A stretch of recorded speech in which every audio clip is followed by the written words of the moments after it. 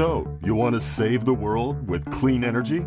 Make money doing it? Confused about the economic and technical realities of residential and commercial solar, batteries, heat pumps, EVs? Want the real-world scoop on new energy technologies, not manufacturer hype? Then tune in to the Weekly Energy Show, hosted by Barry Cinnamon. Insights from Barry's 40-plus years in the solar and energy industry will help you understand the future ways we'll generate and consume energy.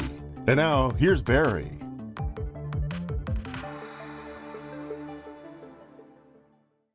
Welcome to this week's Energy Show. A few short years ago, utilities were promoting nuclear power left, right, and center, and they were really criticizing solar. It was too expensive, it wasn't going to work, it was intermittent, new technology, blah, blah, blah. I even remember like about 7 or 8 years ago that utilities signed up for a satellite system that would have huge solar panels orbiting the Earth, beaming power down to the utility. That's kind of what they were looking at doing instead of just rooftop solar. Well, it's completely changed. My jaw dropped this week when PG&E announced the closure of their Diablo Canyon nuclear plant. Now, this announcement came on the heels of Exelon, which is a big Midwest utility, shutting down 2 nuclear plants in Illinois. And other utilities have been announcing nuclear plant shutdowns for financial reasons. Yeah, think about it. They're not making sense. So this week, we're talking about what utilities are doing instead of just saying about our future energy sources. It's a change. They used to say, nuclear, coal, that's great. And now they're shutting those things down. So what they're doing is different than what they've been saying. And they're kind of being dragged into the 21st century with clean energy because it's just darn cheaper. So a little bit of background on the Diablo Canyon nuclear plant. Now, this plant is located in San Luis Obispo County. It's kind of in the middle of the California coast. There's 2 reactors there that were designed by Westinghouse. Westinghouse made pretty much all of the reactors that are generating power in the U.S. and many of the ones around the world. One plant was started in 1985. The other was 1986. So these things have been chugging along for 30 years, and they've been producing a lot of power. The power plants are by the ocean because you can use ocean water to cool the steam down so it condenses, and then you can boil it again. Now, it's really good that we have had this nuclear plant over the past 30 years. It produces a heck of a lot of power. Kind of looking at the numbers, recently it's produced 8.6% of California's total electrical needs. It's enough for 3 million people. And this summer, and we've got more of these things coming up, this summer California is going to be short of power, especially because of the natural gas shortage from the Aliso Canyon gas leaks. And this was a huge underground gas storage facility north of LA. And it was leaking for a long time. And so they basically had to shut it down and cut back on the gas. It's a tremendous disaster. And it was one of those slow motion disasters that nobody could see. But there's not a lot of natural gas storage down in California, Southern California, and they need power. So this plant is good for that. But luckily we have a lot of solar coming online, and that's going to help. But looking back at Diablo Canyon and kind of what's going on, apparently this nuclear plant has been too expensive to operate. Obviously, it's risky. It's less than a mile from fault line that's called the Shoreline Fault Line. And nobody knew about this fault line when the plant was built 30, 40 years ago. And it's also 3 miles from another fault line that they knew about, but they didn't think it was going to be that close. So surprisingly, people have always said, well, nuclear is really cheap to operate once the plant is built. Well, the big surprise to me is that now the utilities are saying the nuclear plants are expensive to operate, not cheap. And they're looking at alternatives like natural gas and renewables like solar and wind. We obviously know that nuclear is very expensive to build, and we obviously know that it's really expensive to decommission. We did a whole show on that. But now they're saying it's too expensive to operate. It's just the death knell of new nuclear plants. So let's just look at a quick comparison between nuclear technology and solar technology. Nuclear technology uses fission. It's where a couple of atoms hit together, atoms of uranium, and they create heat. That heat turns into steam. The steam runs a generator, and that's how they generate the power. So I mentioned the plants are expensive to build, expensive to operate, expensive to shut down, but they provide a lot of power, especially at night. They just keep running. And there's no emissions. So once the plants are built, that's pretty good. No emissions. But there's this little inconvenient thing of nuclear waste. There's a really big problem about occasional disasters every 10 or 20 years, like Fukushima, 3 Mile Island, Chernobyl. And there's concern about nuclear terrorism, although that we've been very, very fortunate that nothing like that has happened. Now, compared to solar technology, solar is built also a nuclear technology, but the nuclear plant is 93 million miles away, called the sun. And the sun's basically a giant fusion reactor, hydrogen atoms smashed together, and they create energy, and so much energy that by the time it gets to the Earth, it's diffuse. But with a lot of solar panels, we really, really can collect that energy. That's what's cost effective. Solar plants, whether it's on your roof or a huge plant in the desert, per kilowatt of generating capacity, really cheap to build. And they're dirt cheap to operate. I mean, really, they just run. There's a little bit of cleaning maintenance. Maybe every 10 years, the utilities have to fix an inverter. Homeowners have systems that are generally guaranteed for 12 to 25 years, but they're cheap to operate. They're cheap to shut down. Nobody's really shut these things down yet. The panels are good for 25 years.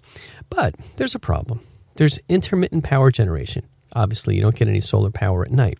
So you need some kind of load, some storage to level the loads, whether that's battery storage, pumped hydro storage, or some kind of generating capacity that can kind of kick in when the sun starts going down or when peak loads hit, like later in the afternoon. And obviously, solar, no emissions, perfectly clean. So when you look at these decisions that are being made to shut down the nuclear plants, they're made based on the utilities' goals. And the utilities' goals are pretty simple. They got to do three things. They have to make a profit for their stockholders. They have to keep the lights on. They want to provide a steady source of power. And they want to keep people safe. Obviously, you don't want any disasters, problems, and this also applies to gas distribution systems that some utilities have. So regarding keeping the lights on, one of the issues that's been coming up is our demand of electricity has kind of been changing a little bit. And because of solar, especially in California, and this has also happened in Germany, but our demand for our generation of electricity has been changing. And there's this whole concept called the duck curve. It sounds kind of silly. So this duck curve has the shape of a duck. The demand of electricity is kind of steady. In the middle of the night, nothing changes. And then during the day, there's more demand for electricity, but because we have so much solar, it actually depresses the amount of generation capacity that's needed. It depresses the load. So you got this big dip. And then as the sun comes down and as people come home from work, there's a pretty big ramp up needed in the afternoon, say between 3 and 7 p.m. So that's obviously when you don't have a lot of solar power coming in because the sun's going down. So you've got the shape of a duck. And what's been happening as more and more solar comes online, there's more and more generation during the middle of the day of solar power. Now, historically, that's been great. And I just think back 10 years. There was no duck curve. The concept was unknown. Nobody even thought about it because the demand curve of energy in California and pretty much everywhere used to be kind of a bell curve. It would peak around 1 p.m. in the afternoon because people would have their lights on, they'd be at work, they'd run their air conditioning, and that's when we needed the most generating capacity. Well, solar came in, and now we're just cranking out the power in the middle of the day. So that peak has now turned into a big depression. It's generally a good thing because we don't need to be using fossil fuels, but it's created a little bit of a problem for the utilities that they have to find a way to kind of crank up the power really fast in the afternoon. So that's really changed. There's an easy solution to it. And the easy solution is either small natural gas peak generating systems, polluting, but that's expedient, and that's what utilities are doing. They're saying, well, we got to really crank up the power from 3 p.m. to 7 p.m., so we're going to put a lot of little natural gas plants in. Or storage systems, where you're storing all that excess solar that's generated in the middle of the day, and then you can kind of use it. And there's different ways of storage. Battery storage obviously is there, but pumped hydro storage and compressed air storage and dams, that all works too. So the story at utilities has really changed. The old solar story used to be that solar was way too expensive, it was too intermittent, and nuclear gas and clean coal was the way that the utilities want to generate power. Now, the new solar story, it's changed. Solar's great, but the utilities like to own and operate the systems. They want to put in big plants in remote areas. They want to own rooftop solar because that's generating the electricity where they need it. But unfortunately, no utilities really figured out how to cost-effectively own that rooftop solar and operate it for less than a homeowner could do it themselves, because the utilities are used to handling big infrastructure things, big plants, and owning a little 6 kilowatt plant on somebody's roof and it is inconvenient for them. And the homeowner's not going to get enough compensation from the utility for effectively renting out the roof compared to what if the homeowner just put the system in themselves and generated their own electricity. So that's the dichotomy. It's not going to change. I'm not aware of any business model that makes sense for the owner of the roof, the homeowner, where the utility can actually own that system on the roof. The business model is basically the homeowner gets screwed if the utility owns it, or the utility's business model has to change because the homeowner can generate their own electricity cheaper. So what happens is the utilities are just trying to make it more expensive for people to put solar on the roof, or they're trying to prohibit it. Now, it's understandable because utilities are motivated to build more infrastructure. They want more generation infrastructure, power plants, nuclear plants, at least they used to, more distribution systems, more storage, because they not only do they charge customers for energy, and that's their business, they're selling kilowatt hours, but they also get a rate of return on their assets. So the more assets they have, the more profit they get to keep. So when utilities want to grow, and every business wants to grow, it's understandable, they want more profits, they found that distributed generation solar on your rooftop is bad for them. Energy efficiency, ironically, it's great, it's altruistic, it's what we should do. But it cuts back on the demand of energy, and it means that utilities need fewer assets, and it's also kind of bad for them. So what's good for them? Well, EVs are really good because they can sell more electricity. They have to put in more generating capacity. They have to put in more transmission and distribution because of the peak power demands. More assets are good, and obviously more revenues are good for utilities. So the updated nuclear story, here's what's going on now. PG&E recently said that it's cheaper to shut down the Diablo Canyon plant and find replacement power than to continue to run it. So the plan is to shut it down in 2025, 9 years from now. It takes time to shut it down. There's employment that they want to maintain, and it takes time to find a replacement for that 8.6% of power that's being generated. But there's no doubt that they'll find that replacement power because we're installing generating capacity very quickly. Now, so when I'm thinking about that, looking at this press release, and it's really apparent that nuclear must be much more expensive than we've been led to believe by the power plant operators and by utilities. Obviously, utilities are all about maximizing their profits, and that's an understandable goal. So when the utilities are saying it's too expensive to run these plants, it's clear, their actions. And this is also happening at other plants. So another example is Exelon. The inside story at Exelon, they have 2 plants in Illinois. The Clinton plant was announced earlier this year to shut down in 2017. Well, we're going to shut down right away in a year. The Cordova plant is going to shut down in 2018. These were 2 plants that were kind of comparable in size to Diablo Canyon. Here's a fascinating thing, and I never really knew this, but they disclosed. These 2 plants lost a total of $800 million in the last 7 years. So somehow the operating costs for these plants are $800 million loss. That's huge.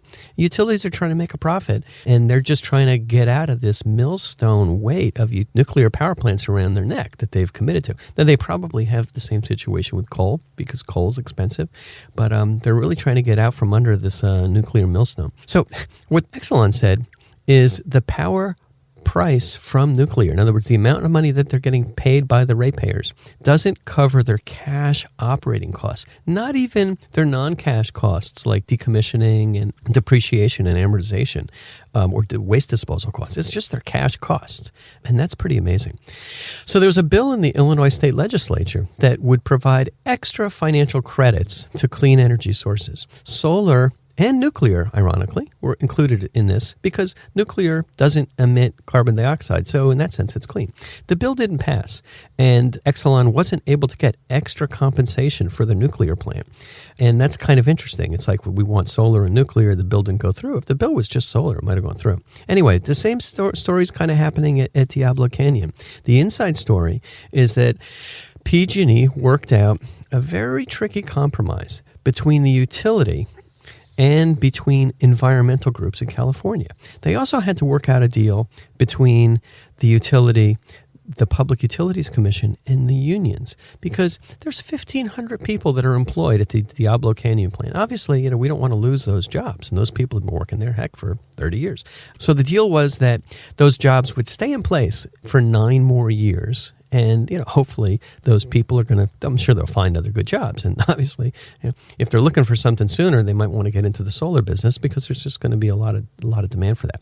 But the other surprise was shutting down that plant was going to cost $3.8 billion. That's how much it's going to cost to shut down the plant. And so when you kind of look at the total economics of nuclear, it doesn't pencil out at all. You've got operating costs that are greater than what they can charge for electricity. You got to build the plant and you have to shut it down.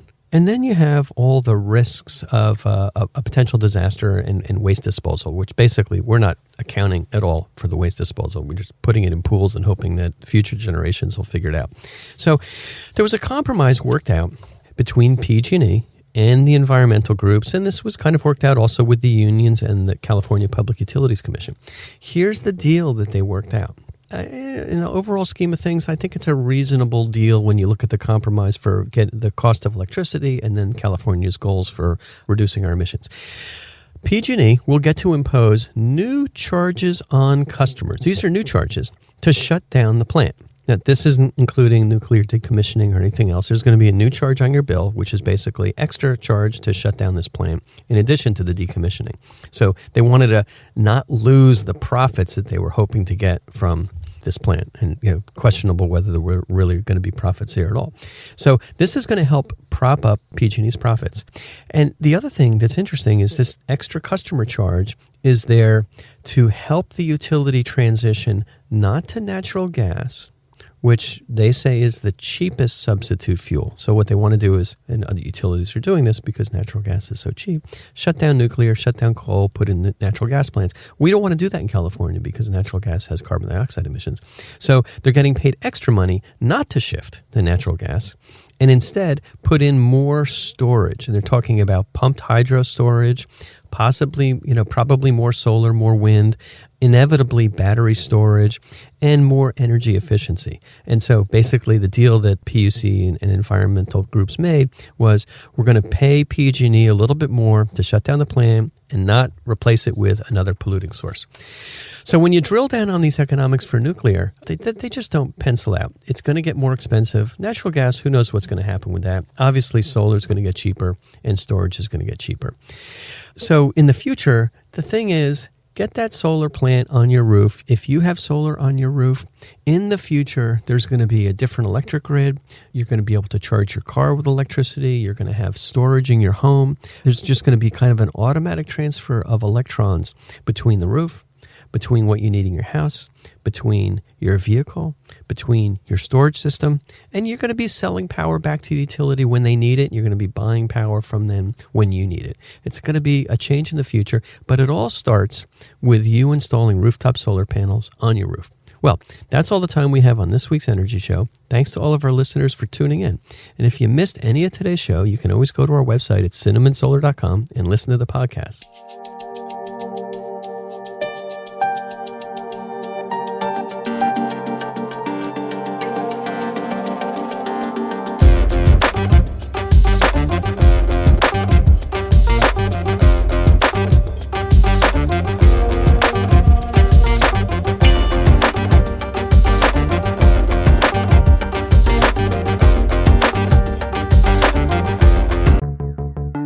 So, you want to save the world with clean energy?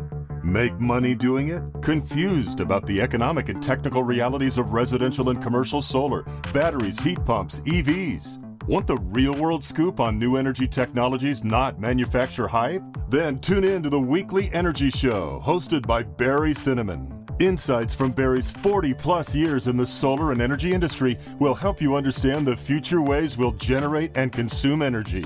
And now, here's Barry.